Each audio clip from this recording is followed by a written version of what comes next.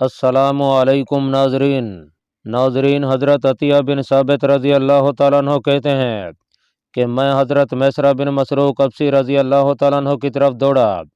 आपने मुशरिकीन के खून से ज़मीन चौरंग कर रखी थी और आपके हाथ में जो निशान था वो कुफ़ार के खून के छींटों से सुर्ख होकर हवा में लहलहा रहा था। मैंने आपको आवाज़ दी, सरदार जनाब को मुबारक हो। आपने फरमाया, अल्लाह पाक तबारक व तआला तुम पर रहम फरमाया।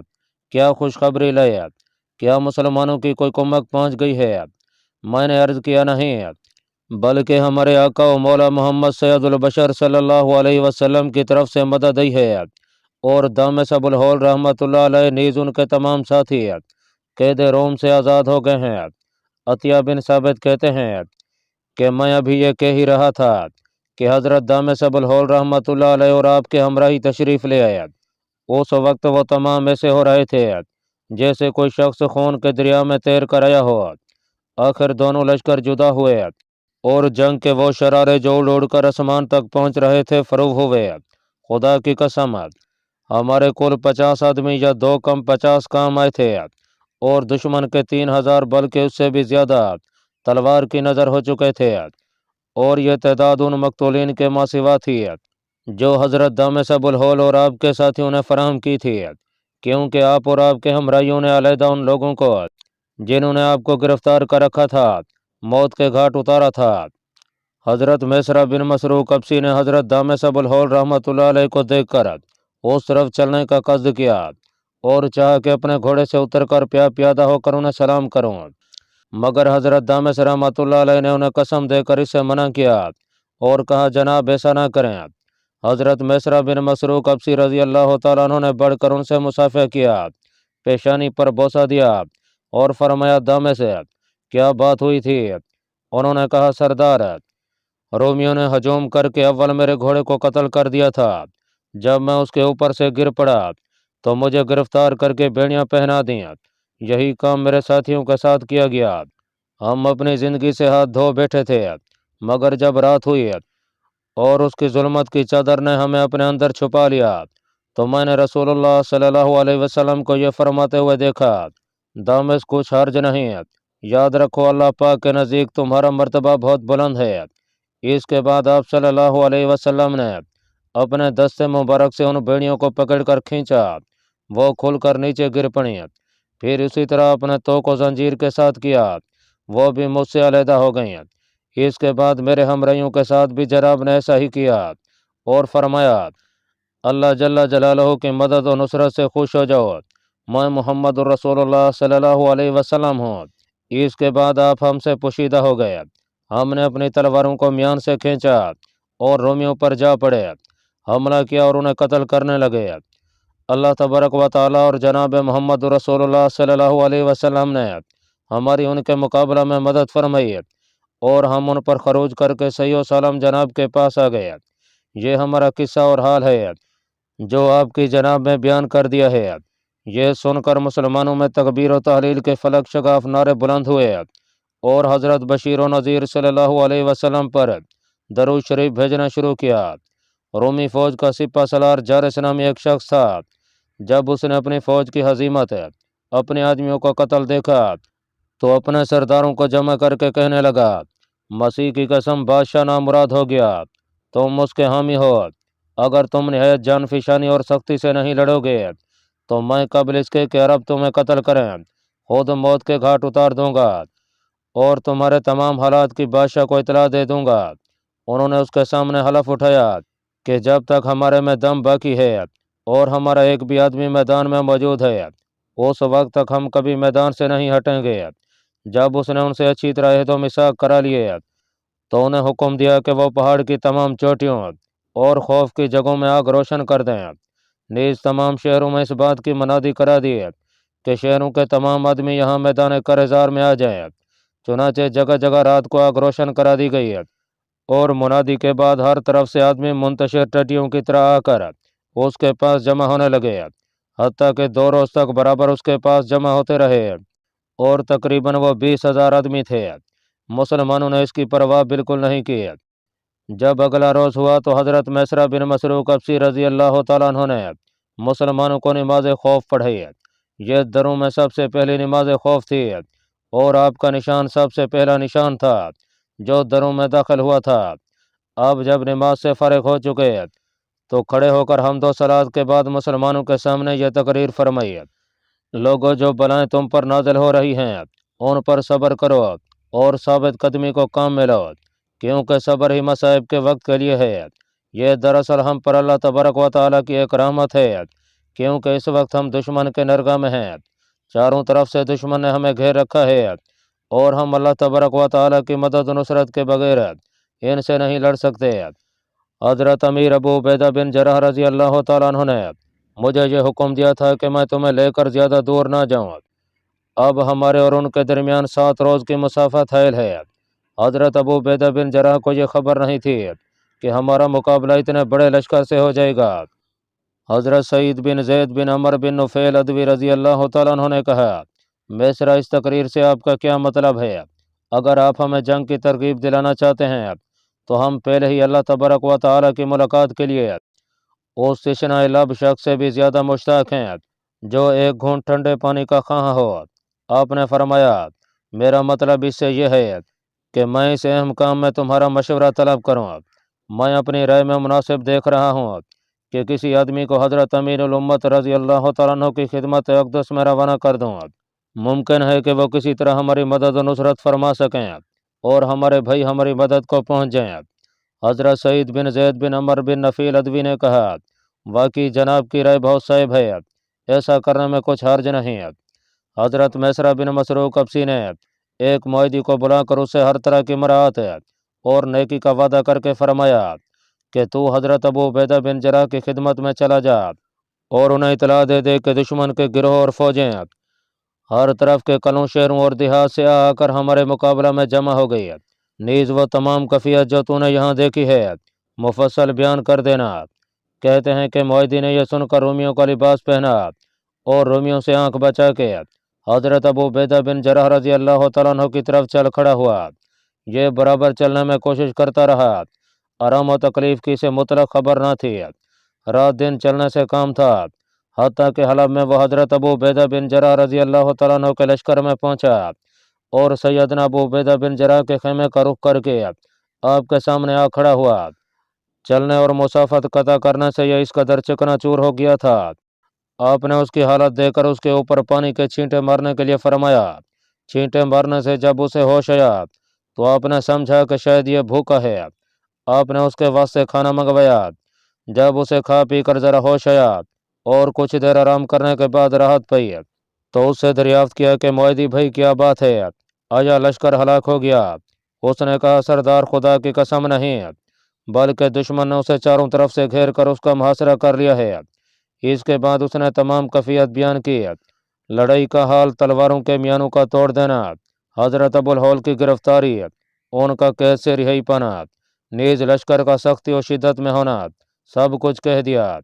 آپ رضی اللہ تعالیٰ عنہ کو سن کر سخت قلق ہوا اور مضطربانہ حالت میں جلدی سے کھڑے ہو کر حضرت خالد بن ولید رضی اللہ تعالیٰ عنہ کے خیمے میں تشریف لے گئے۔ حضرت خالد رضی اللہ تعالیٰ عنہ اس وقت اپنی ذرا درست کر رہے تھے۔ حضرت ابو عبیدہ بن جراح رضی اللہ تعالیٰ عنہ کو اپنے پاس آتا دیکھ کر فوراً کھڑے ہو گئے، سلام کیا، تعظیم بجا لے، مرحبا کہا اور دریافت کیا: ایھا الامیر، خیر تو ہے؟ کیسے قدم رنجہ فرمایا۔ حضرت ابو عبیدہ بن جراح نے ان کا ہاتھ پکڑا اور انہیں اپنی قیام گاہ میں لے آئے۔ معاہدی سے فرمایا کہ جو کچھ تو نے وہاں دیکھا ہے بیان کر۔ معاہدی نے حضرت خالد بن ولید کے سامنے تمام ماجرا دہرایا۔ آپ رضی اللہ تعالیٰ عنہ نے فرمایا: ایھا الامیر، خالد نے جہاد فی سبیل اللہ میں اپنے آپ کو وقف کر دیا ہے۔ اللہ جل جلالہ اور رسول مقبول صلی اللہ علیہ وسلم کے راستہ میں اپنی جان کا بخل نہیں کر سکتا۔ ممکن ہے کہ اللہ تبارک و تعالی مجھے دوزخ سے نجات دے دیں اور جام شہادت نوش کرا دیں۔ یہ کہہ کر آپ اپنے خیمے کی طرف لپکے، ذرا پہنی کلام مبارک سر پر رکھا، تلوار حمائل کی گھوڑے پر سوار ہوئے اور رکاب میں نیزے کو مرکوز کر کے تیار ہو گئے۔ ادھر حضرت ابو عبیدہ بن جراح نے افسران لشکر کو اسلحہ سے مسلح ہونے کے لیے فرمایا۔ مسلمانوں میں چاروں طرف سے آوازیں بلند ہوئیں اور چاروں طرف سے دوڑ دوڑ کر اللہ جل جلالہ اور رسول مقبول صلی اللہ علیہ وسلم کے راستہ میں مسلمان آنے لگے۔ اگر حضرت ابو عبیدہ بن جراح رضی اللہ تعالیٰ عنہ ان تمام حضرات کو منع نہ فرماتے تو تمام کے تمام چل کھڑے ہوتے، مگر آپ نے ان میں سے 3000 سوار منتخب کر کے انہیں چلنے کا حکم فرمایا، اور ان کے بعد پھر 1000 یا بروایت دیگر 2000 سوار حضرت یاز بن غانم رضی اللہ تعالیٰ عنہ کی ماتحتی میں دے کر ادھر روانہ کیے۔ جب حضرت خالد بن ولید رضی اللہ تعالیٰ عنہ حضرت میسرہ بن مسروق قبسی رضی اللہ تعالیٰ عنہ کی کمک کے لیے دروں کی طرف تشریف لے چلے تو آپ نے آسمان کی طرف ہاتھ اٹھا کر درگاہ رب العزت میں عرض کی، الہی آپ ہمارے لیے ادھر کا راستہ آسان کر دیجئے، راستہ کی دوری کو لپیٹ کر رکھ دیجئے، ہمارے لیے ہر سختی کو آسان کر دیجئے، ایسے شخص کو جو ہم پر رحم نہ کرے مسلط نہ فرمائیے، اور طاقت سے زیادہ ہم پر بار نہ ڈالیے۔ یہ کہہ کر آپ دروں کی طرف روانہ ہو گئے۔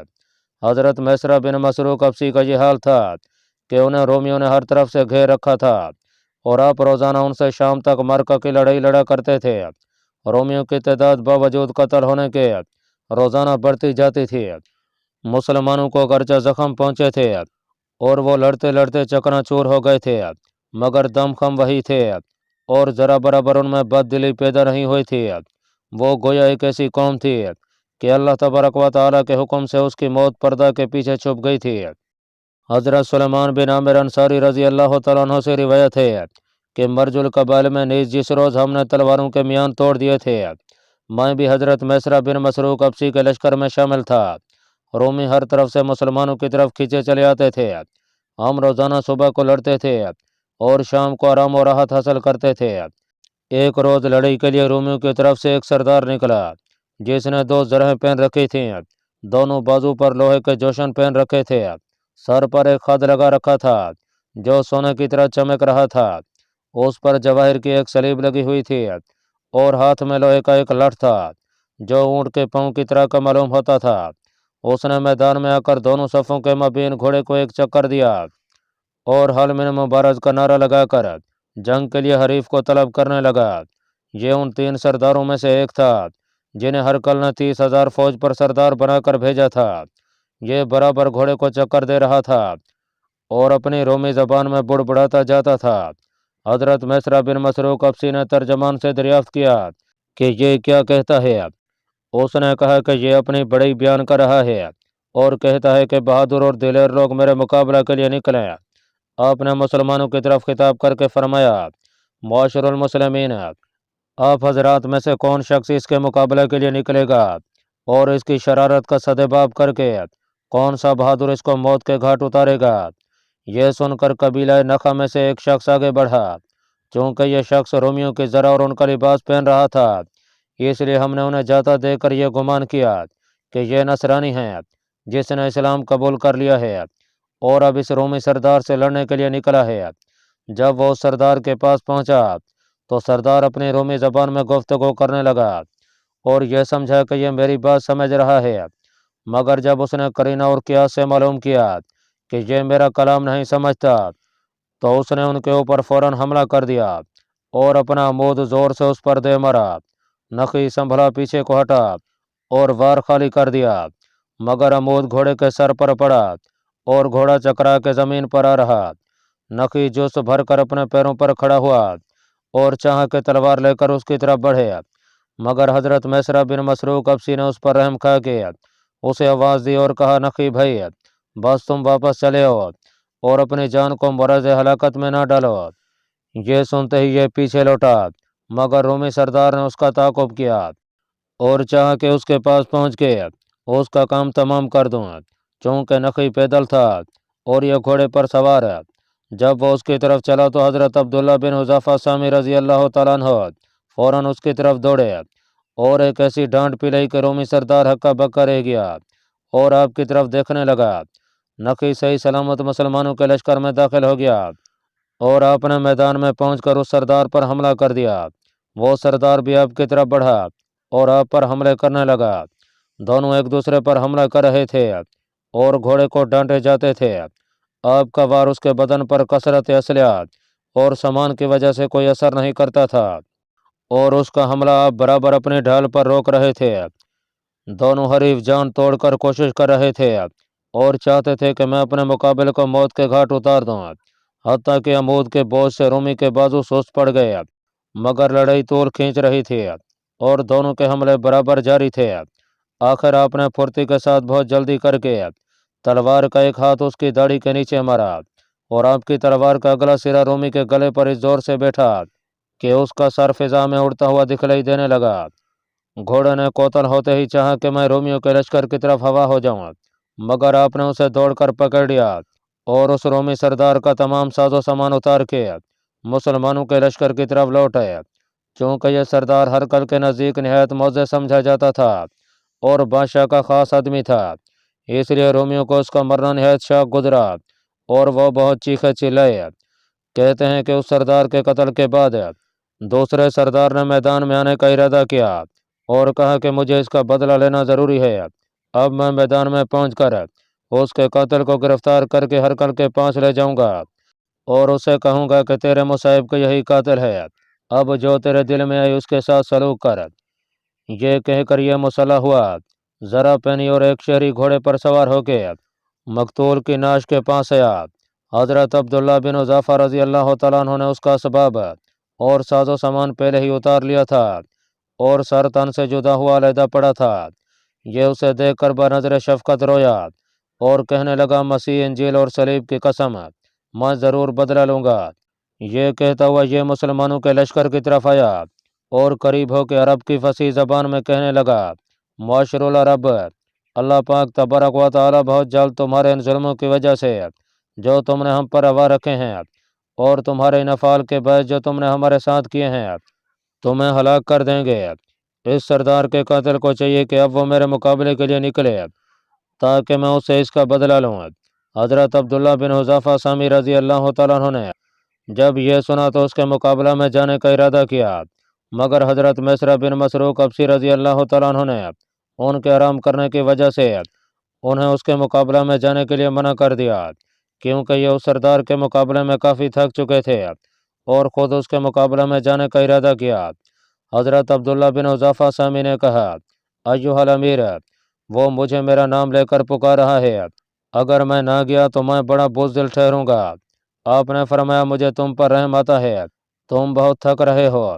انہوں نے کہا کہ آپ مجھ پر دنیا کی مشقت اٹھانے کے متعلق تو رحم فرماتے ہیں اور آخرت میں عذاب دوزخ کے بارے میں کوئی شفقت نہیں فرماتے۔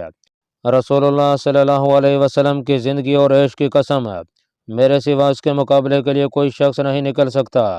یہ کہہ کر آپ مقتول سردار کے گھوڑے پر سوار ہو کر اس کی طرف بڑھے۔ آپ نے لڑائی کے کسی سامان کو سوا اس گھوڑے کے تبدیل نہیں فرمایا تھا، ہاتھ میں وہی تلوار تھی اور وہی ڈھال۔ جب آپ اس کے قریب پہنچے تو اس نے گھوڑے کو دیکھ کر فوراً پہچان لیا کہ اس سردار کے قاتل یہی ہیں۔ یہ سوچتے ہی وہ پہاڑ کی طرح آپ پر ٹوٹ پڑا اور آپ کو اتنی بھی مہلت نہ دی کہ آپ سنبھل سکیں۔ فوراً آپ کے پاس آیا، ہاتھ لپکا کے آپ کی طرف بڑھا، پکڑا اور کھینچ کے ذہن سے جدا کر لیا، پھر اسی وقت آپ کو گرفتار کر کے اپنی فوج میں لایا اور سپاہیوں کے سپرد کر کے انہیں یہ حکم دیا کہ اسے ہتھ کڑیوں اور بیڑیوں سے مقید کر کے اسی وقت ڈاک کے گھوڑے پر بٹھا کے بادشاہ کے پاس لے جاؤ اور کہو کہ تیرے مصاحب خلیص بن جریج کا قاتل یہی شخص ہے۔ کہتے ہیں کہ حضرت عبداللہ بن حذافہ سامی کو ان سپاہیوں نے اس کے حکم کے مطابق فوراً پابند زنجیر کر کے قسطنطنیہ کی طرف روانہ کر دیا۔ یہ سردار اکڑتا اکڑتا اپنے کام میں فخر کرتا ہوا پھر میدان کی طرف پلٹا اور میدان میں آ کے اپنے حریف کا انتظار کرنے لگا۔ اب مسلمانوں میں سے 3 شخصوں نے جدا جدا اس کے مقابلہ میں جانے کے لیے ارادہ کیا اور ہر ایک نے یہی چاہا کہ میں اس کے مقابلہ میں پہنچوں۔ حضرت میسرہ بن مسروق ابسی نے ان کا ارادہ معلوم کر کے اپنے دل میں کہا کہ ابن مسروق، عبداللہ بن حذافہ گرفتار ہو گئے، 3 مسلمان اس ملعون کی طرف جانے کا ارادہ کر رہے ہیں، تجھے خدا سے شرم نہیں آتی کہ تو مسلمانوں کا علم اٹھائے ہوئے اس کشادہ پیشانی سے ان کی گرفتاری دیکھ رہا ہے اور لڑائی سے پہلو تہی کرتا جاتا ہے؟ قیامت کے دن اللہ تبارک و تعالی ذوالجلال والاکرام کے سامنے کیا جواب دے گا اور کیا عذر پیش کرے گا؟ یہ سوچ کر آپ نے حضرت سعید بن زید بن عمر بن نفیل ادوی رضی اللہ تعالیٰ عنہ کو بلایا اور وہ نشان جو آپ کو حضرت ابو عبیدہ بن جراح نے مرحمت کیا تھا انہیں دے کر فرمایا کہ سعید، تم یہ نشان لے کر کھڑے رہو، میں اس ملعون کے مقابلہ کو جاتا ہوں۔ اگر اس نے مجھے شہید کر دیا تو میرا اجر اللہ غالب و بزرگ و برتر پر ہے، اور اگر میں نے اس کو قتل کر دیا تو اس کا ثواب حضرت عبداللہ بن حذافہ کے اعمال نامہ میں درج ہوگا۔ حضرت سعید بن زید بن عمر بن نفیل ادوی نے اسلامی پرچم ہاتھ میں لیا اور یہ مسلمانوں کا عظیم سپہ سالار اس سردار کے مقابلہ میں پہنچا۔ وہاں پہنچ کر آپ نے اول گھوڑے کو ایک چکر دیا اور حسب ذیل اشعار پڑھے، اللہ جبار و قہار نے یہ جان لیا ہے کہ آگ سے میرا دل داغ دیا گیا ہے، یہ سبب قیم اللیل کے رومی سردار اپنے شریر بھائیوں سمیت جلدی جان جائے گا کہ عالم آخرت کس کے واسطے ہے اور میرا معبود بدلہ لینے والا ہے۔ کہتے ہیں کہ آپ نے یہ پڑھ کر اس سردار پر حملہ کیا، سردار بھی آپ پر حملہ آور ہوا، دیر تک دونوں حریف گھوڑے کو ڈانٹتے رہے اور انہیں چکر دیتے رہے۔ لڑائی نے نازک صورت اختیار کی، دونوں قریب ہو گئے اور ایک نے دوسرے پر پوری طرح جست کی، پھر دونوں لڑتے لڑتے دور چلے گئے اور ایک غبار میں آ کر نظروں سے بالکل غائب ہو گئے۔ ہر گروہ اپنے اپنے سردار کی طرف دیکھ رہا تھا اور فتح و نصرت کی اس کے لیے دعائیں مانگتا جاتا تھا، حتیٰ کہ پھر دونوں سردار ظاہر ہوئے، مگر اس حال میں کہ وہ دونوں تقارب سے تباہد کے قریب تھے اور چاہتے تھے کہ جدا جدا ہو جائیں، کہ اس سردار نے حضرت میسرہ بن مسروق سے کہا، دیکھیے تمہارے دین کی قسم، یہ تمہارے لشکر کے پیچھے کیسا اور کس کا نشان اڑتا ہے؟ آپ نے اس کے کلام کی طرف کچھ التفات نہ کیا اور فرمایا، یہ اللہ پر کچھ دشوار نہیں ہے۔ اس نے کہا، مجھے اپنے دین کی قسم، میں جھوٹ نہیں کہتا بلکہ آپ سے سچ کہہ رہا ہوں۔ یہ اگرچہ جھوٹ بول رہا تھا مگر آپ نے اس نیت سے کہ ممکن ہے کہ باری تعالیٰ نے مسلمانوں کے لیے کوئی کشور کا روانہ کر دیں، اس کے قول کی حقیقت معلوم کرنے کے لیے اس طرف دیکھا۔ رومی سردار آپ کو غافل دیکھ کر آپ کی طرف جھپٹا اور آپ کو پکڑ کے یہ چاہا کہ ذہن سے اٹھا کر گرفتار کر لوں، کہ اچانک دور سے نور کی طرح چمکتا ہوا ایک نشان دکھلائی دیا۔ یہ نشان حضرت خالد بن ولید رضی اللہ تعالیٰ عنہ کے ہاتھ میں تھا، جو فضائے آسمانی میں لہراتا ہوا چلا آ رہا تھا۔ مسلمانوں نے حضرت خالد بن ولید کے نشان کو دیکھتے ہی زور زور سے تکبیر و تحلیل کے جان گداز نعرے مارنے شروع کیے۔ ان کے سنتے ہی ان کے صولت و دبدبہ کی وجہ کافر سے سردار کے ہاتھ کی گرفت ڈھیلی پڑی اور وہ مبہوت سا ہو کر مسلمانوں کے لشکر کی طرف دیکھنے لگا کہ کیا ہوا۔ اس کے اس طرف متوجہ ہوتے ہی حضرت میسرہ بن مسروق ابسی نے اس پر ہاتھ مارا اور پکڑ کے یہ چاہا کہ ذہن سے اکھاڑ لوں، مگر چونکہ وہ ذہن سے مربوط اور لوہے سے بندھا ہوا تھا اس لیے اپنی جگہ سے ہل نہ سکا۔ آپ نے چاہا کہ اسے کھینچی لوں مگر آپ اس پر بھی قادر نہ ہو سکے، مگر پھر بھی آپ اسے اپنی طرف کھینچتے ہی رہے تاکہ اسے نیچے گرا دوں۔ حضرت خالد بن ولید رضی اللہ تعالیٰ عنہ نے بھی ادھر ہی آنے کا ارادہ کیا اور جب آپ بالکل قریب آ گئے تو اس نے اب یہ سمجھ لیا کہ میری موت قریب ہی آ گئی ہے۔ یہ سوچ کر اس نے تلوار کا ہاتھ اٹھایا اور چاہا کہ حضرت میسرہ بن مسروق ابسی کے ہاتھ پر مار دوں تاکہ ان کے ہاتھ سے چھٹکارا مل جائے، مگر جلدی میں حضرت میسرہ بن مسروق ابسی رضی اللہ تعالیٰ عنہ کی طرف سے تلوار کا رخ پھرا اور وہ خود اس کے بائیں ہاتھ پر جا پڑی، جس سے اس کا وہ ہاتھ کٹ کر زمین پر گر گیا۔ حضرت میسرہ بن مسروق ابسی ذہن کی طرف پلٹے اور وہ رومی سردار ہاتھ کی تکلیف کی وجہ سے شور و فریاد و راہ و واویلا کرتا ہوا اپنے لشکر کی طرف بھاگا۔ راستہ میں اسے اس کا غلام اور مصاحب ملے جنہوں نے اسے اپنی گردنوں پر اٹھا لیا اور خیمہ میں لا کے اس کے ہاتھ کو داغ دیا۔ اللہ پاک کمی بیشی معاف فرمائے۔ اللہ آپ کا حامی و ناصر ہو، آمین۔